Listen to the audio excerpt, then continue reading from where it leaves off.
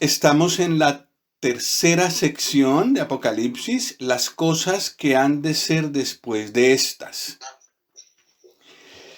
Y esta es la segunda y última parte. Y abajo nos dice a qué se refiere. A ver, que no puedo leer porque tengo ahora. Apocalipsis 19 al 22 son los juicios, segunda parte, luego el reino y luego el estado eterno. Entonces, pues aquí tenemos a Juan escribiendo todo eso. El Señor le dio esa capacidad, también la tranquilidad, porque había que retener mucha cosa y escribir, y no había grabadoras, no había computadores. Él tenía que retener mucho y, bueno, el Señor le ayudó porque escribió lo que escribió y aún lo podemos leer. Aquí está el esquema de todo Apocalipsis. La primera parte son las cosas que vio Juan. La segunda parte, las cosas que son. Y luego entonces diferentes cosas entre el capítulo 4 y el capítulo 18 que vimos la vez pasada. Muchos detalles. Finalmente llegamos a la última parte, a partir del capítulo 19 y hasta el 22. Estamos en la última parte de Apocalipsis. Este versículo que aparece aquí es muy importante. Dice el Señor en tres lugares, en tres lugares por lo menos, dice esto. Así también vosotros, cuando veáis todas estas cosas, conoced que está cerca, a las puertas. El cielo y la tierra pasarán, pero mis palabras no pasarán. Pero del día y la hora nadie sabe, ni aun los ángeles de los cielos, sino solo mi Padre. Esas palabras están en Mateo 24, 32 al 36, pero esto de que pertenecen solo a Dios y que nadie más las conoce, está en tres lugares en total que yo haya encontrado. A lo mejor hay más. Entonces, si alguien nos dice que el arrebatamiento o que la venida del Señor es dentro de un mes o dentro de 2 meses, por mucho por muchos argumentos que tenga, no le creamos. Él no lo sabe. Él quizá lo puede calcular, pero no es seguro. Lo digo porque hay varios que han asegurado varias fechas y lo asustan a uno, pero no es verdad. Ya sabemos por este versículo que no es verdad y podemos tranquilamente pensar en otra cosa. El Señor no reveló el día ni la hora. Para que estemos pendientes, en cualquier momento puede ocurrir. Aquí está el momento en el que el Señor Jesús muere. Lo que Juan vio está después de eso, en el capítulo 1. Luego en el capítulo 2 y 3 están las iglesias y notamos una decadencia y pensamos, varios creyentes serios piensan que estamos en la última, en la época de la Odisea. Sin embargo, de las últimas ha ido quedando un grupo de personas que se llaman cristianos, pero no lo son realmente.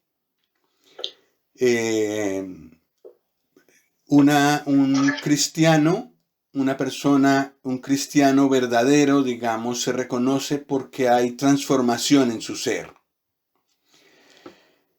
Cuando no hay y se sigue con lo mismo en el pecado, no hay cambio, no hay convicción de santidad de Dios, pues no podemos decir que no, que la persona no es creyente, pues porque nosotros no conocemos el corazón, pero el Señor sí dijo, por los frutos los conoceréis. Entonces, hay una cantidad de personas así que llegarán a formar la Babilonia grande, la gran ramera, la falsa iglesia, y esa será juzgada. De eso hablamos en los capítulos 6 al 18. Vimos que hay juicios, hay sellos que se abren, hay trompetas y están las últimas copas de ira con las que se llega a su colmo el juicio de Dios sobre las diferentes personas que lo han rechazado y sobre todo sobre el líder mundial que se levantará, según algunos, o según muchos estudiosos, en los últimos 3 años y medio de este tiempo de gran tribulación, de juicios que vendrán sobre la tierra después de que los creyentes hayamos sido llevados con el Señor. Entonces, terminamos con la última copa y luego el juicio de la gran ramera, la Babilonia la Grande, que dijimos que era la iglesia falsa, donde se puede todo. Se puede mentir, se puede robar, se puede comerciar, se puede hacer de todo. Entonces solo tiene nombre de cristiana, pero no lo es. Entonces, será juzgada al final de ese periodo. Entonces pasamos a la última parte, que está en Apocalipsis 19 al 22. En el capítulo 19, lo primero que ocurre es algo que no estamos acostumbrados a pensar. No sé por qué hemos tenido una idea un poco distorsionada de Dios y nos pasamos de un extremo al otro. O es demasiado bueno y permite todo, o es demasiado malo y con él no se puede hablar. Pero la Biblia nos habla de él como un Dios de amor, como un Dios cercano al pobre, al quebrantado de corazón, al que tiene necesidad, al humilde, pero también un Dios justo, pero no un Dios que se deja llevar por la ira, sino un Dios que con toda justicia juzga. Entonces, en los primeros versículos de Apocalipsis 19 dice: después de esto oí una gran voz de gran multitud en el cielo que decía: Aleluya, salvación y honra y gloria y poder son del Señor Dios nuestro, porque sus juicios son verdaderos y justos, pues ha juzgado a la gran ramera que ha corrompido a la tierra con su fornicación, y ha vengado la sangre de sus siervos de la mano de ella. Otra vez dijeron: Aleluya, y el humo de ella sube por los siglos de los siglos. Y los 24 ancianos y los 4 seres vivientes se postraron en tierra y adoraron a Dios que estaba sentado en el trono, y decían: Amén, aleluya. Versículo 6. y oí como la voz de una gran multitud, como el estruendo de muchas aguas, y como la voz de grandes truenos que decía, Aleluya, porque el Señor nuestro Dios Todopoderoso reina. Entonces, me gustaría resaltar aquí dos cosas. Una es que después de haber juzgado a esa iglesia falsa, Dios es alabado. Y eso casi no nos cabe en la cabeza, que Dios sea alabado por juzgar y por derramar su ira sobre algo injusto. Pero eso es lo que declara la Biblia. Dios es un juez justo. Y así como cuando asistimos a un juicio y el juez dicta una sentencia correcta, no se deja sobornar, no se deja torcer de la justicia, sino que declara el castigo adecuado y legal. Entonces uno sale diciendo de ese juicio, este juez sabe y es justo. Y si uno tiene la oportunidad y se lo encuentra por la calle, uno le puede decir, disculpe, perdone, lo quiero felicitar por la verticalidad de su juicio, porque usted es todo un señor, una persona que conoce de leyes y que sabe aplicar la ley y ha dictado una sentencia justa. Eso es más o menos lo que ocurre aquí con Dios. Y los 24 ancianos y los 4 seres vivientes que vimos al principio, que alaban a Dios por su santidad, que alaban al Señor Jesús por su salvación, también alaban a Dios aquí por sus juicios justos. Eso es lo que muestra la Biblia. La Biblia nos da una idea justa, correcta de Dios. Cuando ha ocurrido esto y se declara que Dios reina, que el Señor reina, entonces vienen las bodas del Cordero, versículo 7. Gocémonos y alegrémonos y démosle gloria, porque han llegado las bodas del Cordero y su esposa se ha preparado. Y a ella se le ha concedido que se vista de lino fino, limpio y resplandeciente, porque el lino fino es las acciones justas de los santos. Y el ángel me dijo, escribe, bienaventurados los que son llamados a la cena de las bodas del Cordero. Y me dijo, estas son palabras verdaderas de Dios. Ahora que la iglesia falsa ha sido juzgada,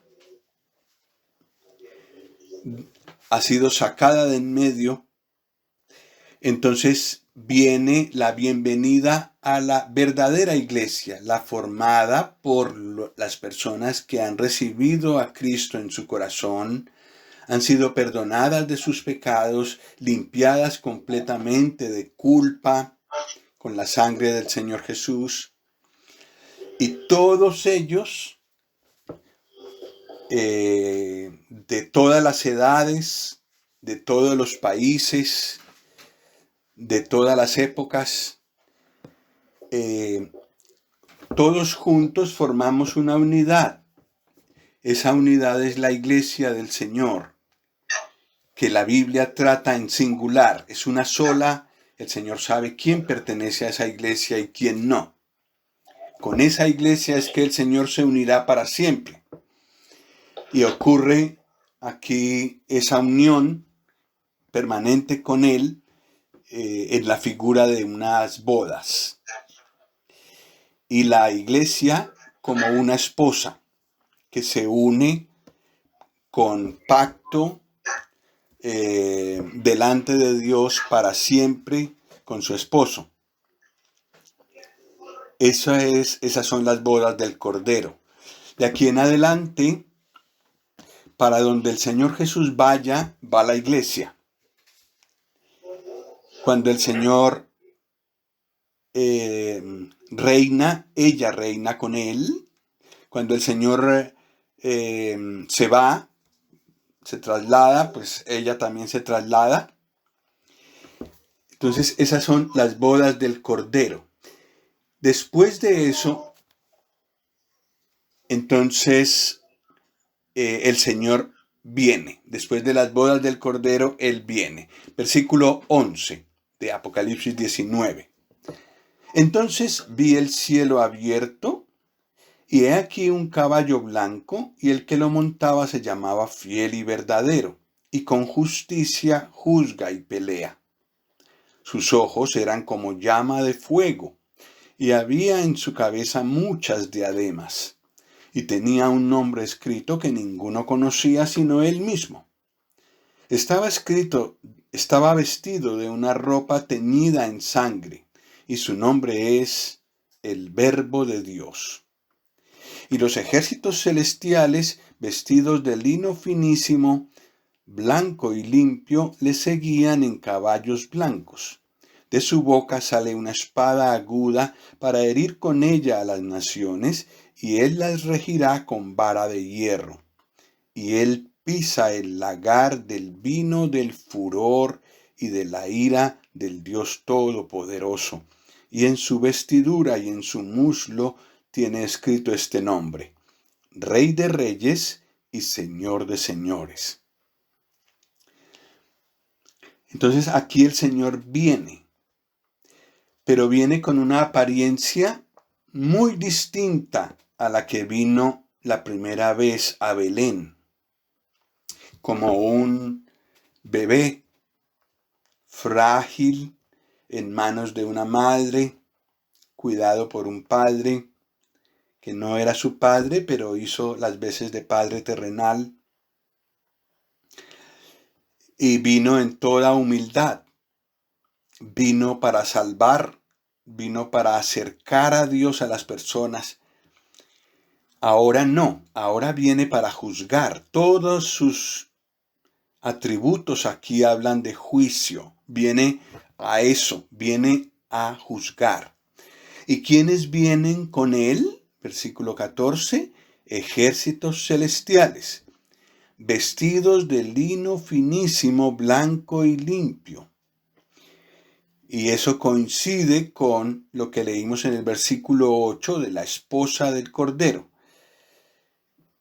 A ella se le ha concedido que se vista de lino fino, limpio y resplandeciente. Entonces, pues muchos pensamos que se trata de la iglesia que viene con él. Los creyentes venimos con él. Ya lo que quedaba por arreglar en nuestras vidas ha sido arreglado en el cielo, mientras aquí llovían los juicios. Hemos llegado a ser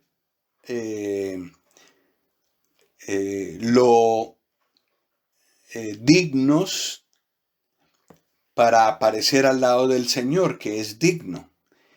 Él nos ha revestido completamente aquí, cuando aparece con nosotros, nos ha revestido completamente de su justicia. Toda arruga, toda mancha, todas las cosas que tenemos en nosotros mismos habrá desaparecido. El Señor habrá quitado todo eso. Bueno, y resulta que a Él, cuando viene del cielo con nosotros, lo está esperando una multitud muy grande. Versículo 17.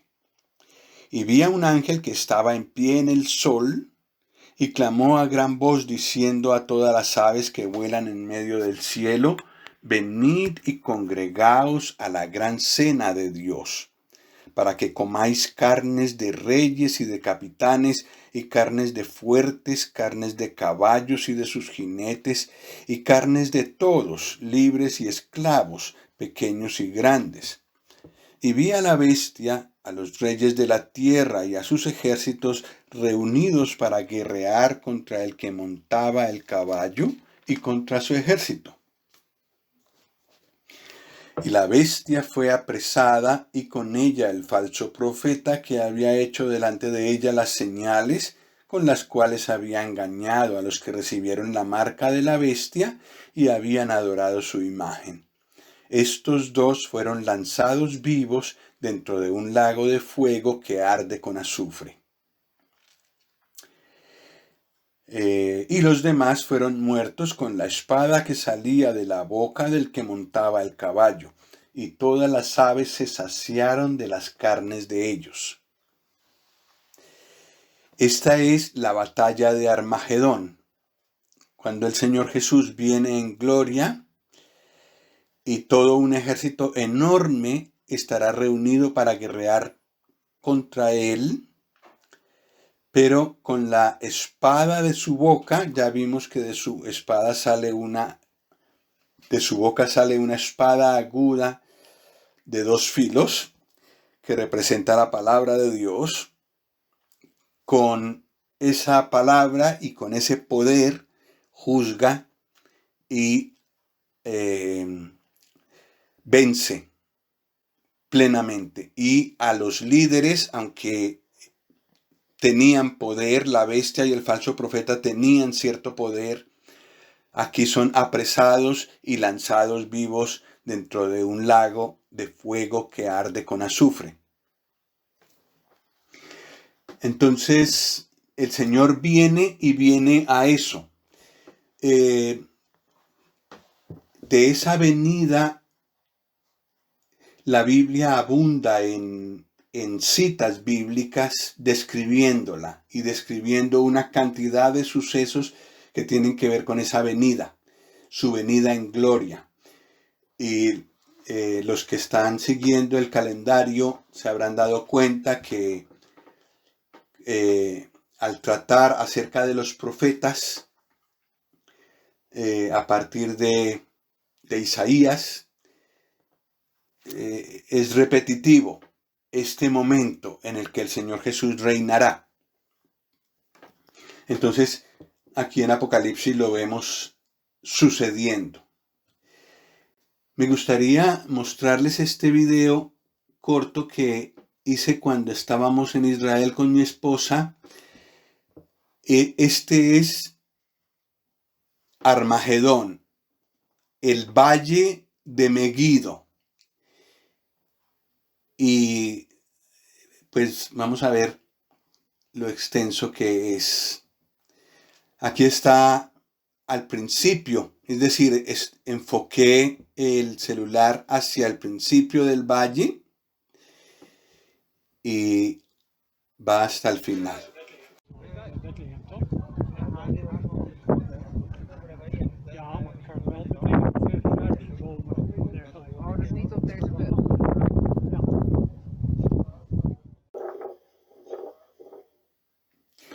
Este es un valle famoso en toda la historia bíblica porque ahí se realizaron muchas batallas. Y ese es el lugar donde se reunirán todos los ejércitos de la bestia, el falso profeta y todas las naciones que los sigan. Será muy numeroso, pero el Señor los destruirá allí mismo con su venida, con su gloria, con su palabra, y vence, el Señor vence. Después de eso, entonces hablamos de el capítulo 20 de Apocalipsis. En los versículos 1 al 3 dice: vi a un ángel que descendía del cielo con la llave del abismo y una gran cadena en la mano. Y prendió al dragón, la serpiente antigua, que es el diablo y Satanás, y lo ató por 1000 años. Y lo arrojó al abismo y lo encerró, y puso sus sellos sobre él, para que no engañase más a las naciones, hasta que fuesen cumplidos 1000 años. Y después de esto debe ser desatado por un poco de tiempo. Entonces, en primer lugar, Satanás es atado. Entonces no puede engañar, no puede hacer lo que hace ahora, estará atado. Sin embargo, quedará demostrado que sin Satanás también la gente pecará. En ese tiempo habrá juicio, lo que pasa es que será justo y será al momento, será rápido, ágil, y entonces en la tierra no reinará la iniquidad, el mal, sino que reinará la justicia. El Señor tendrá que regir con vara de hierro. No será suave su yugo, como cuando Él vino la primera vez, su yugo ligero y blando, sino que es un yugo duro, de hierro. Es obligatorio obedecerle. Lo que pasa es que será un reino de justicia. Satisfará la más íntima, el más íntimo deseo y sed de justicia que tenemos los seres humanos. Ellos serán saciados, dijo el Señor en Mateo 5. Entonces el Señor reinará. Satanás atado. Versículo 4. En el versículo 4 dice, y vi tronos, y se sentaron sobre ellos los que recibieron facultad de juzgar. Y vi las almas de los decapitados por causa del testimonio de Jesús y por la palabra de Dios, los que no habían adorado a la bestia ni a su imagen, y que no recibieron la marca en sus frentes ni en sus manos, y vivieron y reinaron con Cristo 1000 años. Pero los otros muertos no volvieron a vivir hasta que se cumplieron 1000 años. Esta es la primera resurrección. Bienaventurado y santo el que tiene parte en la primera resurrección. La segunda muerte no tiene potestad sobre estos, sino que serán sacerdotes de Dios y de Cristo y reinarán con él 1000 años. Entonces los 1000 años que Satanás estará atado son los 1000 años que el Señor reinará, que reinarán aquellos que fueron salvos en el tiempo de la tribulación, cuando costaba la vida creer en el Señor Jesús y seguirlo, y rehusar la marca de la bestia. Aquí aparecen, y reinarán con él por 1000 años. ¿Quién más reinará con él por 1000 años? La iglesia, los creyentes de esta época. Los que somos creyentes en este momento y que pertenecemos a la iglesia del Señor, que ya vimos. Versículo 7. Cuando los 1000 años se cumplan, Satanás será suelto de su prisión y saldrá a engañar a las naciones que están en los 4 ángulos de la tierra, a Gog y a Magog, a fin de reunirlos para la batalla, el número de los cuales es como la arena del mar. Y subieron sobre la anchura de la tierra y rodearon el campamento de los santos y la ciudad amada. Y de Dios descendió fuego del cielo y los consumió. Y el diablo que los engañaba fue lanzado en el lago de fuego y azufre, donde estaban la bestia y el falso profeta, y serán atormentados día y noche por los siglos de los siglos. Entonces Satanás sale de su prisión y le queda poco tiempo, logra reunir mucha gente. Quiere decir que en el milenio, durante el reinado del Señor, muchos lo obedecieron, pero no de corazón. Entonces, cuando ven esta oportunidad, rápido se reúnen, quieren acabar con el Señor, el Rey poderoso que hay. Y lo que pasa es que desciende fuego del cielo y los consume. Gog es un príncipe. Magog es una región, la que coincide con Rusia hoy día, y parece ser que es de allí de donde vendrá o donde se concentrará esta rebelión. En todo caso, esta batalla termina antes que la otra, que la de Armagedón. Y el resultado es que Satanás, después de su última acción, es lanzado al lago de fuego y azufre, donde estaban ya los dos líderes humanos, la bestia y el falso profeta, que fueron lanzados 1000 años antes.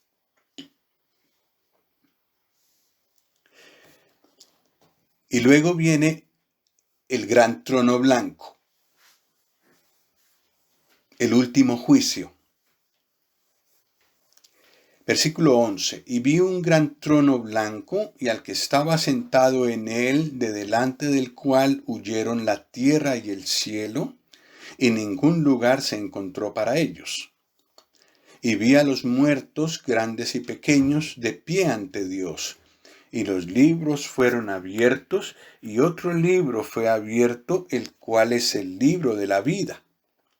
Y fueron juzgados los muertos por las cosas que estaban escritas en los libros según sus obras. Y el mar entregó los muertos que había en él, y la muerte y el Hades entregaron los muertos que había en ellos, y fueron juzgados cada uno según sus obras. Y la muerte y el Hades fueron lanzados al lago de fuego. Esta es la muerte segunda. Y el que no se halló inscrito en el libro de la vida fue lanzado al lago de fuego.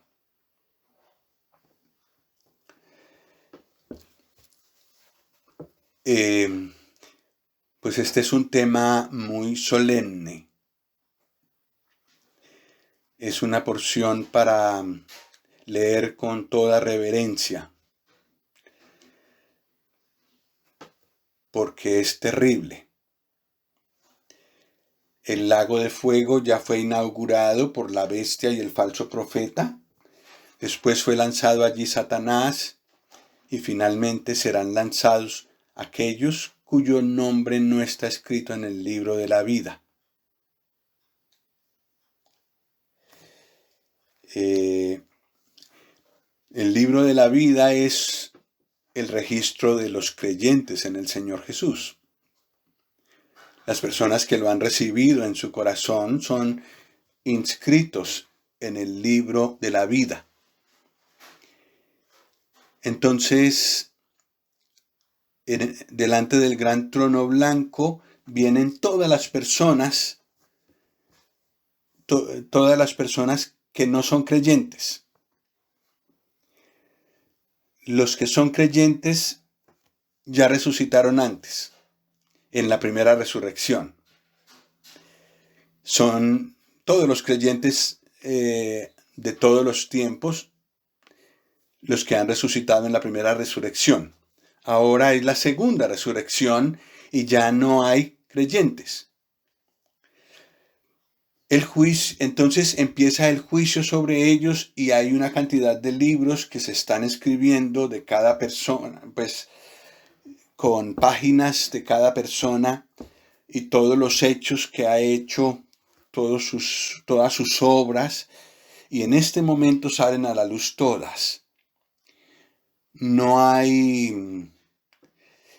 hace falta consultar registros de juzgados humanos o de aquí. Dios todo lo tiene registrado. Tiene sus propios secretarios, como quien dice, y sus propios libros. Y esos libros con toda justicia han sido escritos y con toda exactitud también. No hay injusticia en ninguna de las cosas anotadas allí. Todo está comprobado. Entonces, cuando están los muertos delante del gran trono blanco y el que está sentado allí es el Señor Jesús, a quien Dios dio todo juicio, Dios entregó todo juicio en la mano del Señor Jesús. Entonces Él será el que está sentado allí en el trono y entonces delante de Él vendrán todas las personas y se consultará de cada una sus obras y cada uno será juzgado según sus obras. Ahí aparecerá todo. Ni modos, nadie, ningún ser humano puede borrar eso. No hay soborno posible, no hay palanca, como decimos en Colombia. No hay manera de escapar a eso. Y entonces, después de haber hecho ese recorrido por esos registros, quedará claro que la persona es culpable. De un mandamiento o de otro, pero es culpable. Entonces merece el castigo. La única manera como podría librarse del castigo es si su nombre estuviera inscrito en el libro de la vida. Entonces ese libro también es consultado. Y el que no se halló inscrito en el libro de la vida fue lanzado al lago de fuego. Entonces la Biblia es breve, concisa, pero muy clara. Entonces, pues todo eso nos ha llevado a orar por nuestros familiares, nuestros seres queridos, allegados y personas que el Señor pone en nuestro camino para que reciban al Señor Jesús. Es la única manera de ser salvos. Y todavía hay la oportunidad y el hecho de que el Señor nos dé una hora más para meditar en estas cosas es porque quiere advertirnos y que si tomamos una decisión de rechazar al Señor, lo hagamos a sabiendas de lo que nos viene encima. Y también para alegrarnos los que hemos recibido al Señor Jesús, porque nuestros nombres están escritos en el libro de la vida y entonces no iremos a ese lugar. Esta semana que pasó, puse una pequeña meditación en el calendario sobre el volcán que está ardiendo en las Islas Canarias. Claro, lo hace pensar a uno en este lugar para que uno ore por sus seres queridos, para que el Señor los guarde de ir a ese lugar, es decir, que los ayude a creer en el Señor Jesús. Este es el último juicio. Y lo último que quedaba de maldad aquí queda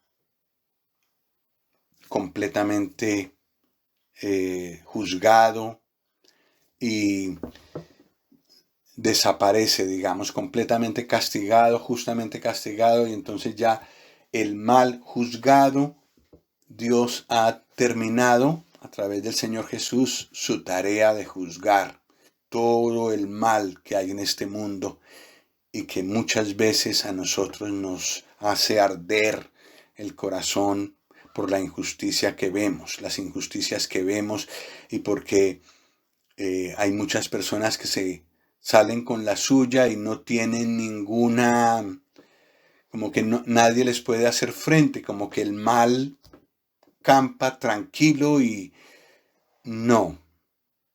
Dios no puede resistir eso y juzgará el mal, pero completamente. No queda nada sin juzgar. Y lo que también nos ha dicho esta porción es que el cielo que vemos y la tierra que vemos pasarán.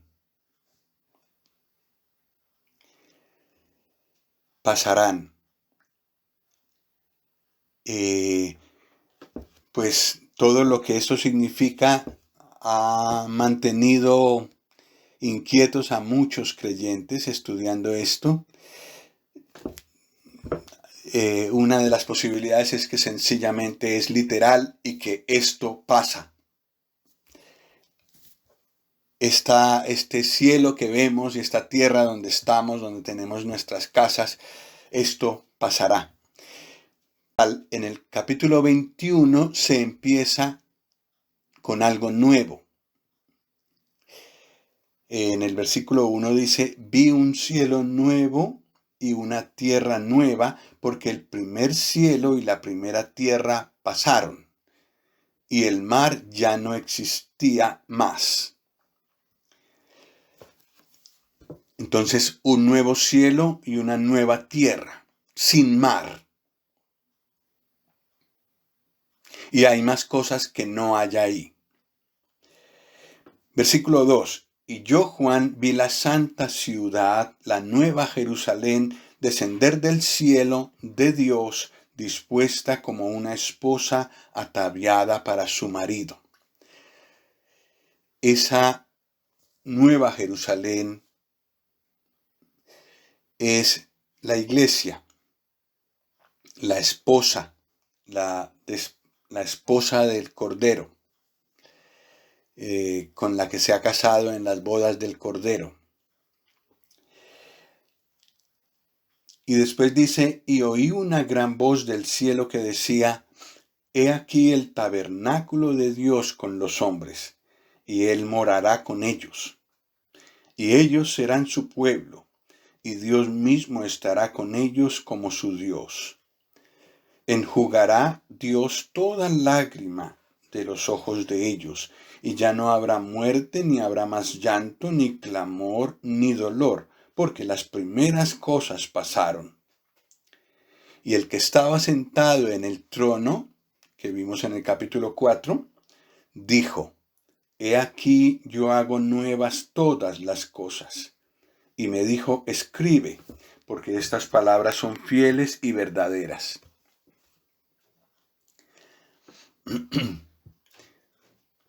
Aquí se describe el estado eterno.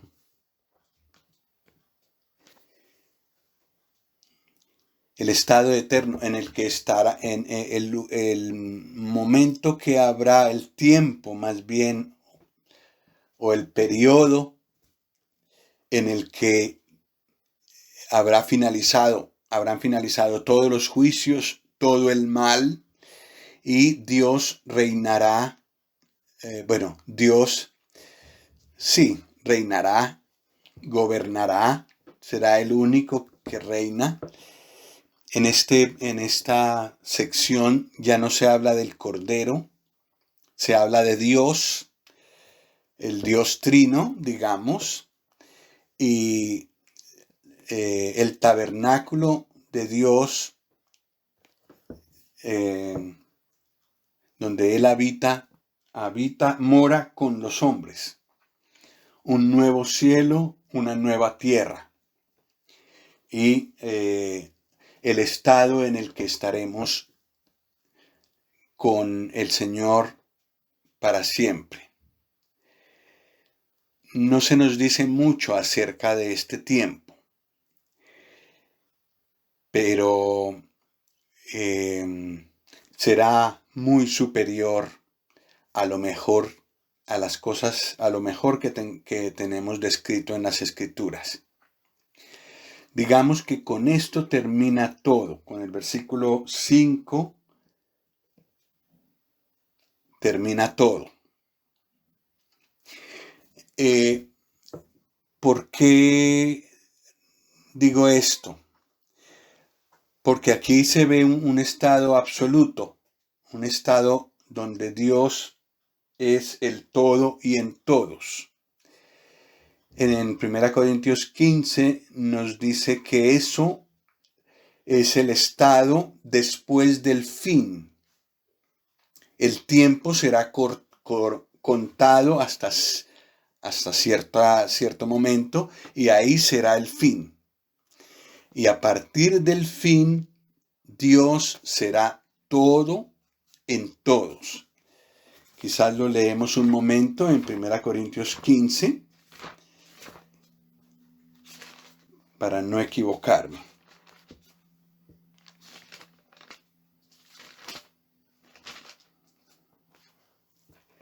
Versículo 24, 1 Corintios 15, 24,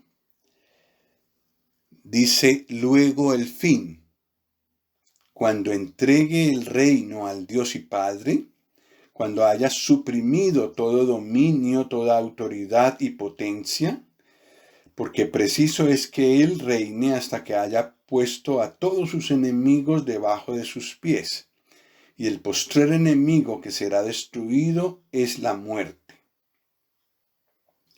Versículo 28.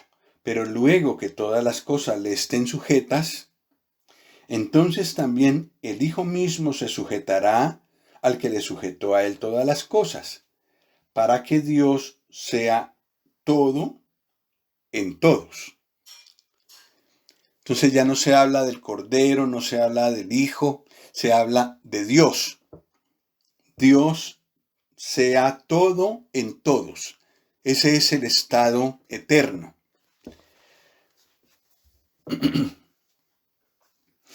Pero entonces, la Biblia, aunque por tiempo y por cronología lógica debería terminar aquí, no termina aquí. Porque a partir del versículo 6 se da una nueva invitación. Y no solo una vez, varias veces. Bueno, por lo menos dos lugares donde el Señor vuelve a llamar para que todos los que escuchan estas palabras le acompañen a Él en el estado eterno. Entonces en el versículo 6 dice: y me dijo, hecho está. Yo soy el alfa y la omega, el principio y el fin. Al que tuviere sed, yo le daré gratuitamente de la fuente del agua de la vida.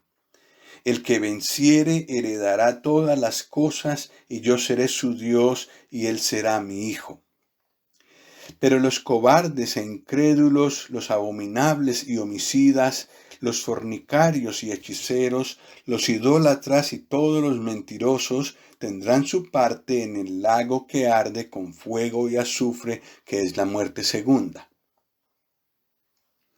Entonces, otra vez viene Dios a advertir.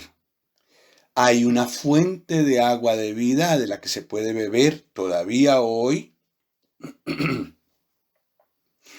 Y hay un destino de juicio para el que no se arrepiente. Todos los seres humanos hemos pecado, entonces todos merecemos ser lanzados a ese lugar, al fuego, al lago que arde con fuego y azufre. Pero somos librados si recibimos al Señor Jesús en nuestro corazón y recibimos su perdón.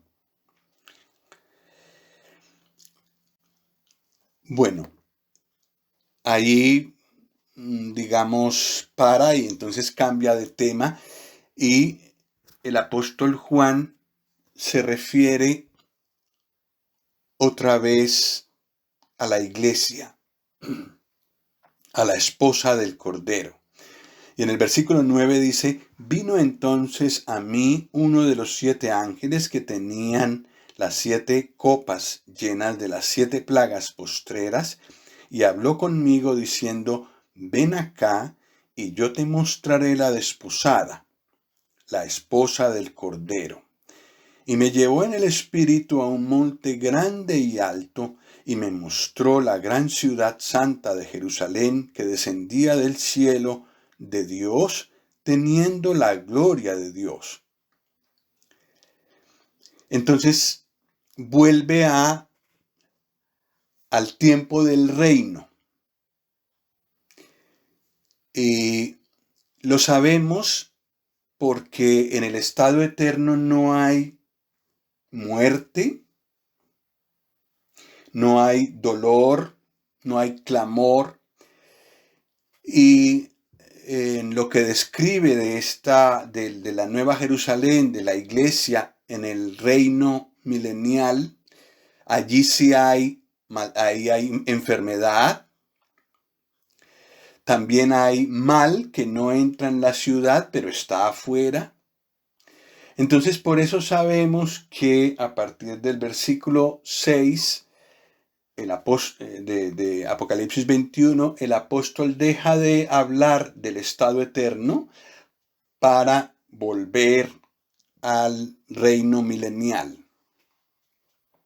Y entonces describe a la esposa en ese tiempo.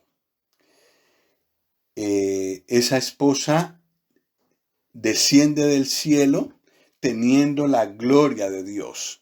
Entonces está mostrando la gloria de su esposo, el Señor Jesús. Y bueno, da una cantidad de detalles, cada uno tendrá su significado, su razón de ser. En el versículo 22 dice, y no vi en ella templo, porque el Señor Dios Todopoderoso es el templo de ella y el Cordero. Vuelve a hablar del Cordero, que es otra seña, digamos, de que no se está hablando del estado eterno. Versículo 23. La ciudad no tiene necesidad de sol ni de luna que brillen en ella, porque la gloria de Dios la ilumina y el Cordero es su lumbrera. En sí misma no tiene luz, recibe luz de parte de Dios y de parte del Cordero. Y las naciones que hubieren sido salvas, entonces está hablando claramente de el reino milenial aquí en la tierra. Las naciones que hubieren sido salvas andarán a la luz de ella, y los reyes de la tierra traerán su gloria y honor a ella.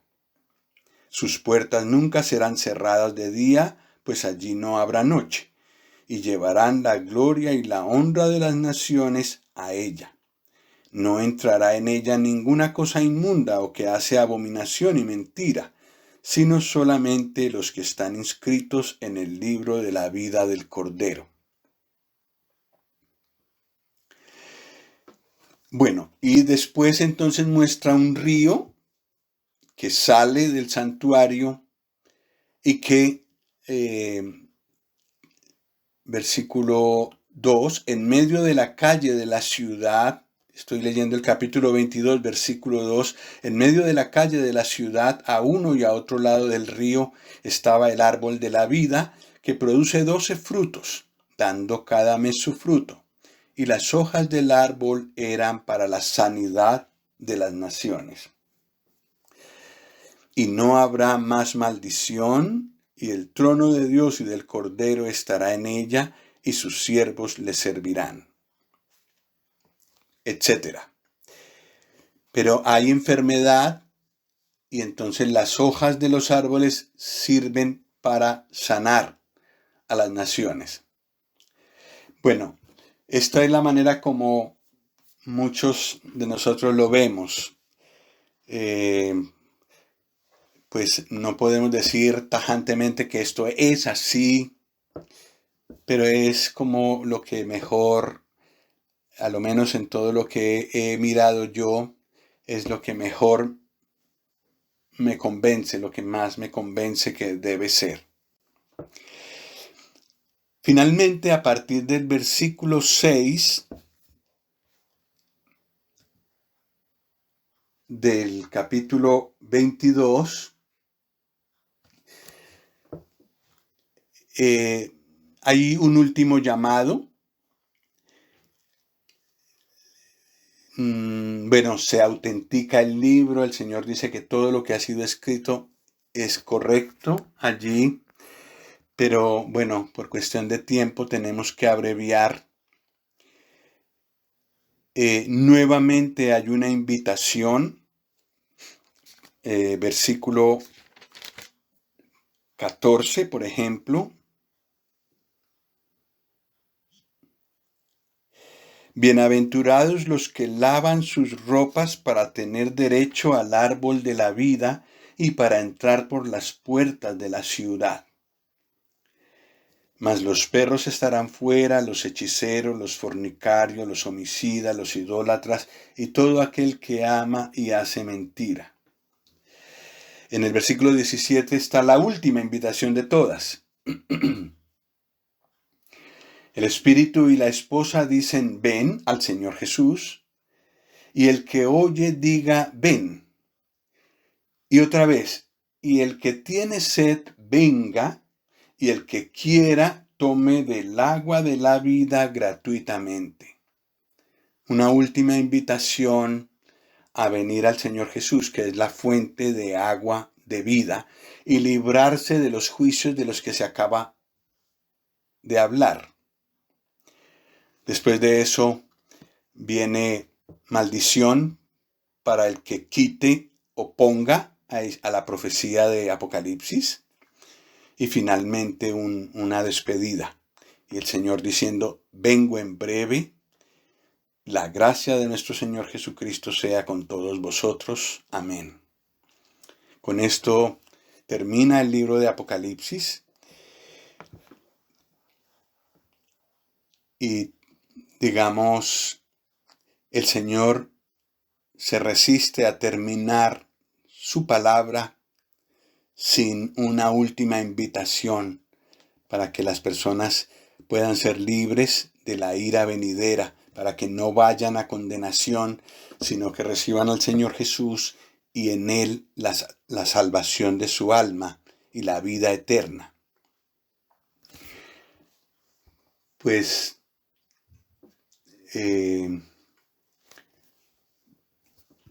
tal vez leemos esto rápidamente, las conclusiones.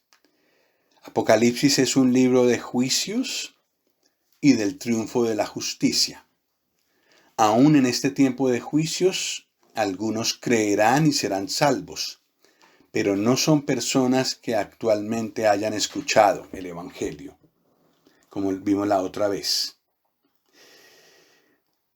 Esta misma tierra que rechazó y crucificó al Señor Jesús, lo verá reinando sobre todo poder y gobierno. Él será el Rey de Reyes y Señor de Señores.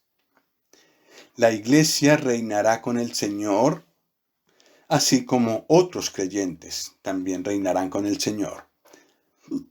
El libro finaliza con un último llamado al arrepentimiento y a venir al Señor. Todavía se puede creer en el Señor Jesús y ser libres del juicio. El final del libro es un clamor de los creyentes para que el Señor venga. Ven, Señor Jesús.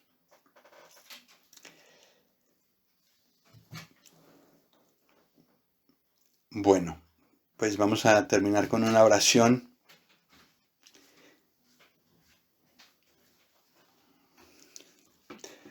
Padre, te damos gracias por habernos dado este libro de Apocalipsis y reconocemos que nos hace temblar, es muy solemne y te damos gracias por permitirnos estudiarlo de una forma tal que también podamos escuchar a la vez la invitación tuya a ser libres de la ira venidera si aún no lo somos.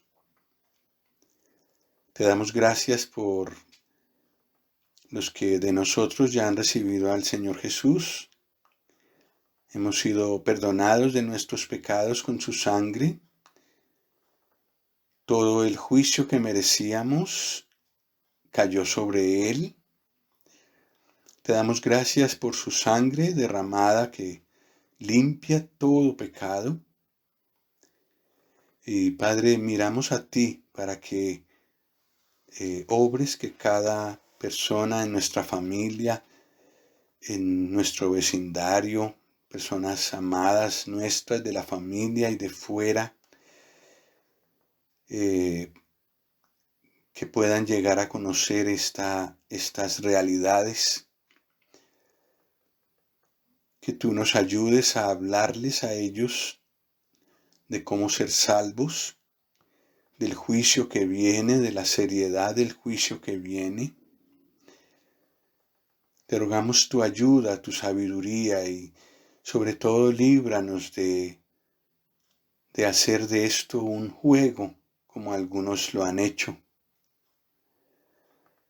Ayúdanos a pensar con seriedad en estas cosas y también para hacerlas sentir de esta manera a las personas que nos escuchan. Nos encomendamos en tus manos y te damos gracias por tu gran deseo de que seamos salvos, de que todas las personas sean salvas. Nos encomendamos a ti, en el nombre del Señor Jesús. Amén.